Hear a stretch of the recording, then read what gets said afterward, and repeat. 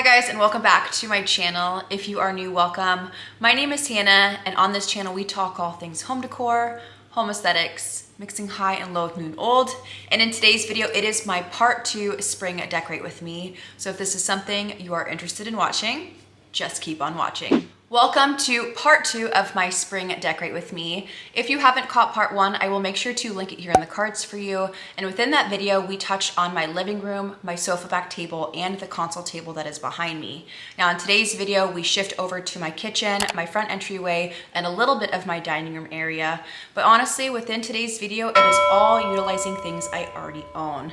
Now, like I mentioned in part 1 of this series, I used to go out and buy a bunch of new items to give you guys a fresh new look, to give you guys an idea of new things and to make it feel exciting. But as I've gotten older and as I've been on this channel longer and longer, it's just not realistic to feel like I need to go out and buy new things in order to make a video. So I get creative and I try to do new looks and style things differently in order to make it feel different. I do want to encourage you guys that you don't have to go out and buy new things. If you want to freshen up some things like your kitchen towels or a few textiles or a throw blanket, some stems, like there's really not a lot that you need to get in order for your spaces to feel different or to at least reflect the season. So I just want to continue to remind you guys when it comes to your spaces that you don't need to go out and buy a bunch of stuff in order for it to feel fresh and different. So please do take that in consideration. But if you are interested in where something is from within my home, I do my best to link everything down below in the description box by style or by area to make it super easy for you guys answering any questions you might have on where some of my items are from.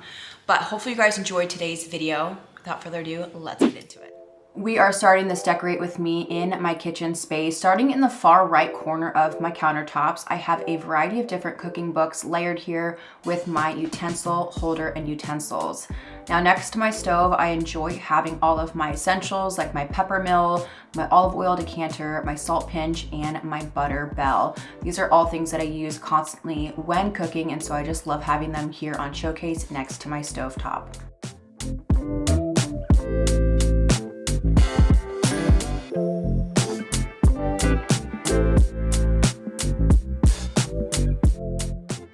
With having an all-white stark kitchen, I really enjoy bringing in warmth through different elements like my vintage cutting boards that I have here on my backsplash.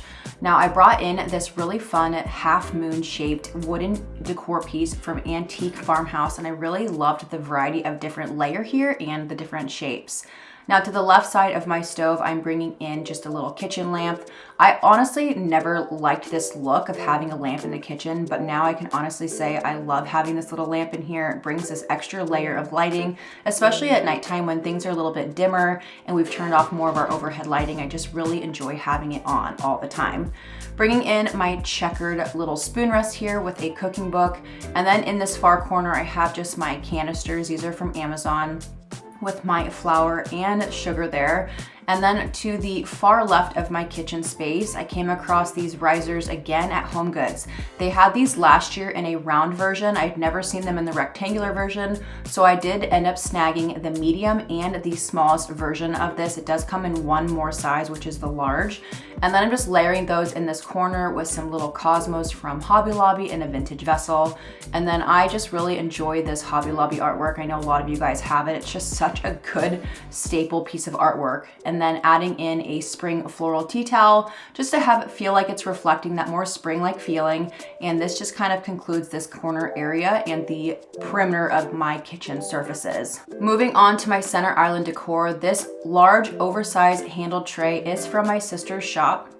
She ended up getting this for me for my 35th birthday, and I have been kind of stumped on how to utilize it because it is so large, but I figured let's try something different. So it's gonna live here on my center island. So within that, I put my vintage vessel, and then I added some of these really beautiful green hydrangeas that I got on Wayfair. There are 5 stems present within this vessel if you guys are interested for your own space.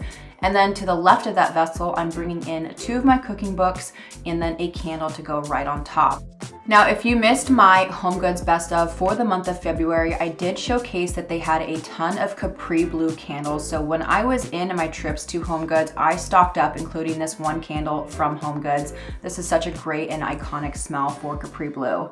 Now to top off this center island look, I'm bringing in my stone dish with a beautiful floral towel just draped over the side of that tray.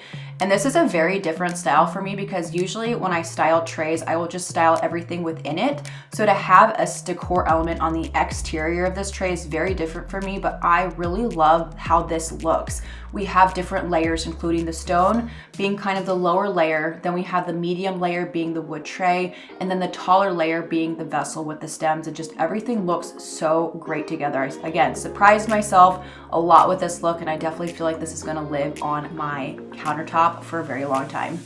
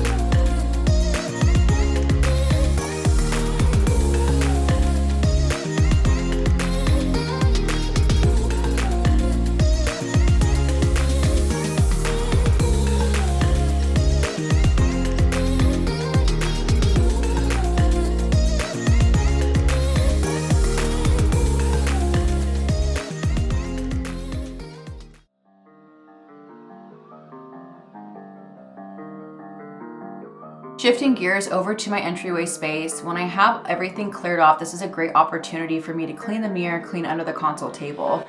Now it's funny, a lot of you guys don't realize that this is a full-length mirror that's behind my console, so it goes all the way to the ground. I have seen other accounts kind of replicate this look of doing a full-length mirror behind their console, and it's really fun to see. Adding this handled vase to the top. This is from Wayfair. Unfortunately, it is discontinued. And then within that vase, I'm adding 5 of my Our House olive stems. I was gifted these last year when I did a collaboration, and these are really great stem. I wasn't quite sure if I would like them when they came in, but they're super realistic. I think based on the variation of the olives, some of them are green and some of them are black, and the way that they droop just gives them a very realistic look. To the right of that vase, I'm gonna have 2 coffee tables stacked, just kind of leaning up against it. And then shifting over to the right side of my console table, if you would have caught my great junk hunt, I picked up 2 of these vintage Indian cement molds. These were just screaming my name when I was there. Wasn't quite sure what I was gonna do with them. I had hopes to hang them as artwork, but where I had envisioned them being, they're too large there. So I improvised, and we are using them as a kind of art stacking kind of layered moment here in my console table area. From here, we're adding 2 coffee table books and then doing a candled styled area. Did this little selenite slab with my candle and wick trimmers. And then underneath my console table, I'm gonna be adding in my Target wicker baskets. These have been discontinued since I purchased these a few years ago. And then on one of the baskets, I'm just adding in my checkered throw blanket. Again, utilizing everything I have and just kind of giving this a really simple look, just because those cement molds are such a statement on its own that I didn't want to do too much here. And I definitely think that you can break up your stems, so you can just have basic greenery. Not every space in your home needs to be a flower, so do keep that in mind when you are decorating for springtime. Just to have different variations is also very interesting, and it allows for it to be different within each space.